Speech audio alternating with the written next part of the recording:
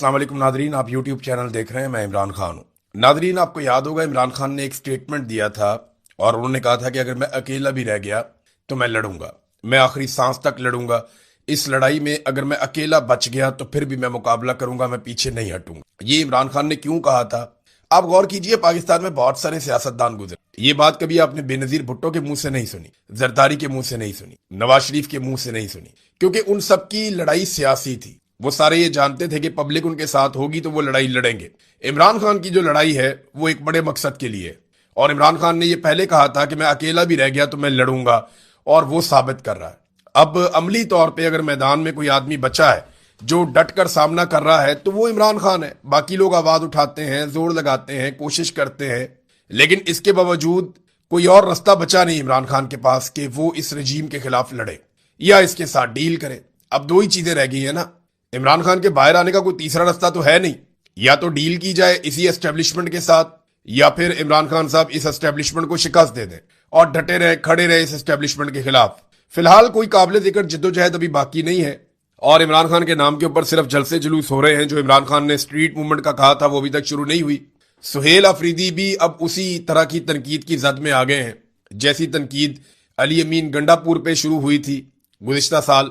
बस उसी तरह के हालात अब सुहेल अफरीदी के भी होते चले जा रहे हैं और वो बहुत तेजी से उस तरफ बढ़ रहे हैं, क्योंकि स्ट्रीट मूवमेंट में इमरान खान साहब ने जो हुक्म दिया था उस पर अमल दरामद नहीं हुआ और वो कोई भी तहरीक शुरू करने में कामयाब नहीं हुए। और उनके पास सबसे आसान तरीका यह है कि वो कह देते हैं कि तहरीक तहफ़्फ़ुज़ आईन पाकिस्तान से जाकर मिलो, उनसे पूछो क्या करना है, हम तो जनाब उनके इशारे का इंतजार कर रहे हैं।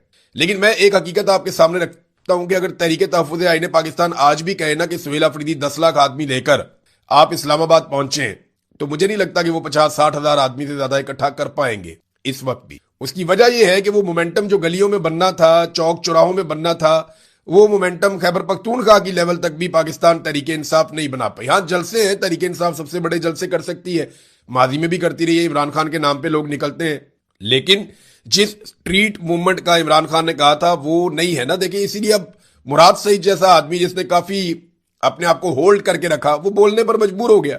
मुराद सईद ने साफ बताना शुरू कर दिया और कर्नल वाला जो वाकया मुराद सईद ने बताया कि कर्नल को जाकर कहते हैं कि इमरान खान ने तो बाहर आना नहीं, मुराद सईद तो पागल है, ये तो जिस दिन आएगा मारा जाएगा। ये मुराद सईद का एक बहुत करीबी आदमी है जिसने जाकर ये कर्नल से बात की। तो ये जो सुहेल अफरीदी की खैबर पख्तूनख्वा हुकूमत है वो अब वैसी नहीं है जिस मिशन के साथ उसको बनाया गया था, या कम से कम इस वक्त वो नहीं कर रही जो उनसे तवक्को की जा रही थी पाकिस्तान तहरीक इंसाफ की जानिब से या इमरान खान की जानिब से। लेकिन फिर भी क्योंकि ये हुकूमत इमरान खान ने बनाई है, इस हुकूमत को चलना भी है और इस हुकूमत के साथ गुजारा भी करना पड़ेगा, तो अभी तो हालात इसी तरह रहेंगे। इमरान खान साहब को अगर कोई अदालतों से रिलीफ की तवक्को थी तो याद रखिएगा कि वो 26वीं और 27वीं आईनी तरमीम के बाद खत्म हो गई। मैंने कई मरतबा आपको ये कहा था 26वीं और 27वीं आईनी तरमीम से पहले कि जिस दिन अदालतों में ये केस जाएगा उस दिन ये रद्दी की टोकरी में जाएगा, चाहे वो अलकादर वाला हो, चाहे वो तोशा खाना वाला हो, चाहे वो इद्दत वाला हो। इद्दत वाला तो गया ना, रद्दी की टोकरी में गया, साइफर वाला भी गया, रद्दी की टोकरी में गया। लेकिन ये बड़े बड़े मुकदमात जो खत्म हुए रद्दी की टोकरी में गए, ये 26वीं और 27वीं आईनी तरमीम से पहले गए। 26वीं और 27वीं आईनी तरमीम के बाद जो अदलिया के साथ कर दिया गया, यानी 6 ऐसे जजेस थे जिन्होंने कहा कि पाकिस्तान की एजेंसियां हमें तंग कर रही हैं, हरासा कर रही हैं। 3 को जबरदस्ती ट्रांसफर कर दिया, 1 को नौकरी से निकाल दिया, 1 पे रेफरेंस है और 1 ने माफी तलाफी कर ली।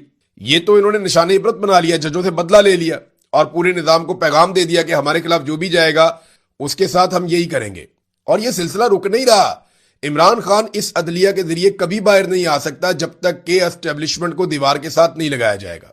अगर एस्टेब्लिशमेंट पीछे हटेगी तो इमरान खान की रिहाई होगी।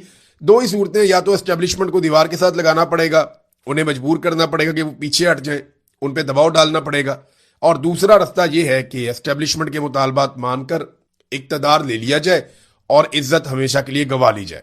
दूसरा आसान रास्ता यह है। नादरीन, इमरान खान साहब ने जब रजीम चेंज ऑपरेशन हुआ था तो तब एक और बात भी कही थी और आज वो बात सच साबित हो रही है। इमरान खान ने जब शहबाज शरीफ को वजीर आजम मुसल्लत किया गया ना, तो इमरान खान ने तारीखी बात कही थी। उन्होंने कहा था कि अब इस मुसल्लत शुदा निजाम को हजम करने के लिए हर इदारे को तबाह किया जाएगा, क्योंकि अवाम इसे कबूल नहीं करेगी और फिर इदारों को तबाह करके ये हर चीज को अपनी मर्जी के मुताबिक बनाएंगे। अब नतीजा आपके सामने है। पाकिस्तान का जो सबसे बड़ा इदारा माना जाता था पाकिस्तान की मिलिट्री, उसको भी तबाह बर्बाद कर दिएगा। जिस तरीके से आर्मी चीफ की एक्सटेंशन का तरीकाकार बदल दिया गया, जिस तरीके से उन्हें ताहयात इस्तिस्ना दे दिया गया, जिस तरीके से उसको सियासत के अंदर इन्वॉल्व कर दिया गया, और अब तो बड़े फखर से सीना ठोक कर कहा जाता है कि हाइब्रिड निजाम चल रहा है, जर्नैल और सियासतदान मिलकर मुल्क को चला रहे हैं। इमरान खान ने जो कहा था वो हमने होता हुआ देखा, अदलिया के साथ, पुलिस के साथ, ब्यूरोक्रेसी के साथ, तो तमाम जगह पे हमने वो तबाही अपनी आंखों से देखी। पीआईए जैसा इदारा जो है इन्होंने ओने पोने बेच दिया। तो क्योंकि ये तब्दीली बड़ी खौफनाक थी, इस रिजीम को मुसल्लत किया गया था, और क्योंकि ये हजम नहीं हो रहा था किसी को, तो उसे हजम करने के लिए इमरान खान ने जो जो कहा वो हमने अब होता हुआ देखा। देखिए, ये अवाम से बदला भी लेते हैं, अवाम का मजाक उड़ाते हैं, फिर इंजॉय भी करते हैं। मिसाल के तौर पे ये खबर आप देखिए कि बिजली की कीमत में इस हुकूमत ने कमी की है और एक अजीबो गरीब किस्म का रिलीफ अवाम को दिया, 1 पैसा फी यूनिट। यानी अगर आप बहुत अमीर आदमी हैं और बहुत तगड़े आदमी हैं, आप 1000 यूनिट जला सकते हैं तो आपको 10 रुपए बच जाएंगे। मैं वैसे ही आपको मिसाल दे रहा हूं, कैलकुलेशन में आपको 1 पैसे की वैल्यू बता रहा हूं। अगर आप 200 यूनिट बिजली इस्तेमाल करते हैं, जो नॉर्मली सार्फिन की बहुत बड़ी तादाद करती है, तो आपके बिजली के बिल के अंदर जो बचत होगी वो 2 रुपए की होगी। आप यहां से अंदाजा कीजिए कि इन्होंने कई गुना बिजली की कीमतें बढ़ाई, और जब आवाम को रिलीफ देने का वक्त आया तो 1 पैसे का रिलीफ इन्होंने आवाम को दिया। ये आवाम का मजाक उड़ाते हैं, उनसे बदला ले रहे हैं इस बात का कि आवाम ने इन्हें वोट क्यों नहीं दिए, और रोजाना की बुनियाद पर ये आवाम से बदला लेते हैं। मरियम नवाज ने कल एक दावा किया, बहुत अजीबोगरीब किस्म का दावा कर दिया जी मैं तनख्वाह नहीं लेती। तो मरियम नवाज तनख्वाह तो नहीं लेती, लेकिन फॉर्म 47 ले लेती, जाली हुकूमत ले लेती है, महर शराफत से इलेक्शन हार के सीट ले लेती है, अयाशी वाला लग्जरी जहाज अरबों रुपए का वो ले लेती है। मरियम नवाज हर दिन करोड़ों रुपए का प्रोटोकॉल ले लेती है, गरीबों और मस्कीनों की बददुआएं ले लेती है, सरकारी खर्च पर बैरूनी मुल्क जाते हुए अपनी फैमिली, बेटी, दामाद, बेटी की सहेली और नौकरानियां और मेकअप वालियों को भी साथ ले लेती है, बस तनख्वाह नहीं लेती। अपनी काबीना और ब्यूरोक्रेट्स के लिए नई और लग्जरी गाड़ियां ले लेती है, बस तनख्वाह नहीं लेती। सरकारी फंड से अपनी और अपने वालिद की जाती तशहीर के लिए अरबों रुपए के फंड ले लेती है, मगर तनख्वाह नहीं लेती। ये कौम को बेवकूफ समझते हैं। भाई ये जाली है हुकूमत, मेरिट की तो आप बात ही नहीं कर सकते। मैं मेरिट पे यकीन रखती हूं, अगर मेरिट पे यकीन रखती तो आज महर शराफत एमपीए होता, अगर मेरिट पे यकीन रखती तो आज पाकिस्तान तहरीक इंसाफ का वजीर आला पंजाब होता। मेरिट की धज्जियां तो इस बाप बेटी ने मिलकर खुद उड़ाई हैं, और इनके चचा ने 17 सीटों के ऊपर उन्होंने पाकिस्तान में हुकूमत बनाई, और थोड़ी सी सीटें आप बढ़ा लें तो इसके साथ इन्होंने पंजाब में हुकूमत बनाई। इनको बड़ी खौफनाक शिकस्त हुई थी पंजाब के अंदर, इसके बावजूद जबरदस्ती इन्होंने मेरिट की खिलाफ वर्जी करते हुए हुकूमत बना ली है। नाज़रीन, ट्रंप ने कल प्रोजेक्ट फ्रीडम के खात्मे का ऐलान किया था। ट्रंप ने कहा था कि पाकिस्तान के साथ बातचीत हुई है और पाकिस्तान ने दरखास्त की है कई और मुल्कों के साथ मिलकर, और हमारा और ईरान का कोई मुआहदा होने वाला है, लिहाजा मैं प्रोजेक्ट फ्रीडम को इस वक्त रोक रहा हूं। तो शहबाज शरीफ साहब तारीफ का कोई मौका जाने नहीं देते, यानी शहबाज शरीफ साहब कोई मौका जाया नहीं करते कि जहां पे उन्हें तारीफ करने का मौका मिले और वो एक लम्हा भी ताखीर करे। सलूट ठोकने का, खुशामद करने का, जूते पॉलिश करने का शहबाज शरीफ कोई मौका अपने हाथ से जाने नहीं देते। उन्होंने फौरी तौर पे जो है वो ट्रंप के लिए स्टेटमेंट भिजवा दिया कि जनाब बहुत शुक्रिया आपका, बड़ी मेहरबानी आपकी, कमाल कर दिया आपने, और बड़ा जरूरतमंदाना फैसला है आपका कि आपने ये जो आपका प्रोजेक्ट फ्रीडम है इसको रोक दिया हमारी दरखास्त के ऊपर, और फिर आगे अमन की उम्मीद कर दी। फिर फील्ड मार्शल की तारीफें भी बीच में कर दी कि जनाब फील्ड मार्शल ने फ्री कैन को बिठाया टेबल के ऊपर, ये उनकी बड़ी कामयाबी है। और भी अमेरिका को फेस सेविंग ही नहीं मिल रही, कोई दुनिया में उसको और फेस सेविंग देने को तैयार नहीं है। तो आपकी कमेटी निकल आई है कि आप ईरान के साथ, आपका एक मुल्क है और ईरान के साथ आपके ताल्लुकात हमेशा से बेहतर रहे हैं, तो उसकी वजह से अब आप फायदा उठा रहे हैं, और डोनाल्ड ट्रंप भी फायदा उठा रहा है। तो शहबाज शरीफ साहब ने शुक्रिया का सलूट ठोक दिया डोनाल्ड ट्रंप को, और उधर डोनाल्ड ट्रंप ने एक नया स्टेटमेंट दे दिया। डोनाल्ड ट्रंप ने जो स्टेटमेंट दिया वो ये दिया कि ईरान ने मुआहिदा कबूल नहीं किया तो पहले से ज्यादा शदीद बमबारी करेंगे। ये अमेरिकी सदर डोनाल्ड ट्रंप कह रहे हैं कि अगर उसने अमेरिका के मुजव्वजा मुआहिदे को कबूल ना किया तो पहले से ज्यादा तबाहकुन बमबारी की जाएगी। सोशल मीडिया नेटवर्क के ऊपर उन्होंने अपनी पोस्ट में लिखा कि फर्ज करें कि ईरान मुआहिदे पर अमल करने पर रजामंद हो गया तो अमेरिकी ऑपरेशन का खात्मा हो जाएगा और आबनाए हुर्मत समेत तमाम सबके लिए वो खुल जाएगी। साथ ही उन्होंने ईरान को धमकाते हुए लिखा कि अगर ईरान राजी ना हुआ तो बमबारी शुरू हो जाएगी, और अफसोस के साथ कहना पड़ता है कि इसकी सतह और शिद्दत पहले के मुकाबले में कहीं ज्यादा होगी। ये जनाब डोनाल्ड ट्रंप साहब कह रहे हैं। अच्छा, एक स्टेटमेंट जो है ना वो अमेरिकी वजीर दिफा पीट हेग्सेट का भी है। ये स्टेटमेंट आपको जरूर सुनना चाहिए, इसमें बहुत सारी खबरें हैं और इसमें आपको पता चल जाएगा कि जंग जीता कौन और हारा कौन। अमरीकी वजीर जंग ने कहा कि हम ईरान की जमीन पे भी नहीं जाएंगे, ईरानी फजाओं में भी नहीं जाएंगे। ऑपरेशन प्रोजेक्ट फ्रीडम सिर्फ हरमुज को खोलने के लिए है। हम चाहते हैं कि आपने हुर्मुज खुल जाए, सिर्फ इसलिए हमने ये ऑपरेशन किया है। अमरीकी फौज चाहती है कि हुर्मुज पर ईरान का गैर कानूनी कब्जा खत्म कराया जाए। ये अमरीकी फौज का इस वक्त का जो मिशन है वो ये है कि आपने हुर्मुज के ऊपर जो ईरान का एक कंट्रोल है वो कंट्रोल उनसे ले लिया जाए और खत्म किया जाए। तजारती जहाजों को ईरानी जारहियत से तहफ्फुज फराहम करना चाहते हैं, लड़ाई नहीं चाहते। अब ये वो अमेरिका है जो थोड़ा अरसा पहले कुछ और कहता था, किसी और तरीके से कहता था। ये वही वजीर दिफा है अमेरिका का जिसकी जबान से बहुत बड़े बड़े दावे निकलते थे। अब वो कहते हैं हम ईरान के साथ जंग करना ही नहीं चाहते, हम सिर्फ आबनाए हुर्मुज को खुलवाना चाहते थे। तो भाई आबनाए हुर्मुज तो हमेशा से खुली हुई थी, वो तो आज तक बंद ही नहीं हुई थी, वो तो कभी एक लम्हे के लिए भी बंद नहीं हुई थी। ये तो पहले अमेरिका ने एक जंग लड़के बिला वजह आबनाए हुर्मुज को बंद करवा दिया, और उस वक्त जो जंग लड़ने के मकासद थे उनमें क्या था, एक ईरान में रजीम चेंज करना, वो नहीं हो पाया। दूसरा ईरान से यूरेनियम उठाकर ले जाना, वो भी नहीं हो पाया। तीसरा ईरान की मिसाइलों की और ड्रोन्स की पूरी ताकत को कुचल देना, वो भी नहीं हो पाया। रजा पहलवी को ईरान में पहुंचा के वहां का हुक्मरान बना देना, वो भी नहीं हो पाया। तो जितना कुछ ये चाहते थे कि ईरान के साथ किया जाए, उनमें से कोई एक चीज भी नहीं हो पाई, बल्कि ईरान पहले से ज्यादा शिद्दत से खड़ा हो गया, उसे अपनी ताकत का अंदाजा भी हो गया। उल्टा ईरान ने आबनाए हुर्मुज बंद कर दी। अब वो पुराने सारे मिशन छोड़ के जो आबनाए हुर्मुज पहले खुली हुई थी, जो अपनी बेवकूफी से एक लड़ाई करवा के इन्होंने ईरान के हाथों बंद करवा दी, अब इनका वाहिद मिशन ये रह गया कि वो खुल जाए, पहले की तरह हो जाए, कि चलो ठीक है कोई गल नहीं, वो तो मान ले, जैसे पहले था वैसे ही कर लेते हैं। तो ईरान अब उसके ऊपर भी नहीं मान रहा।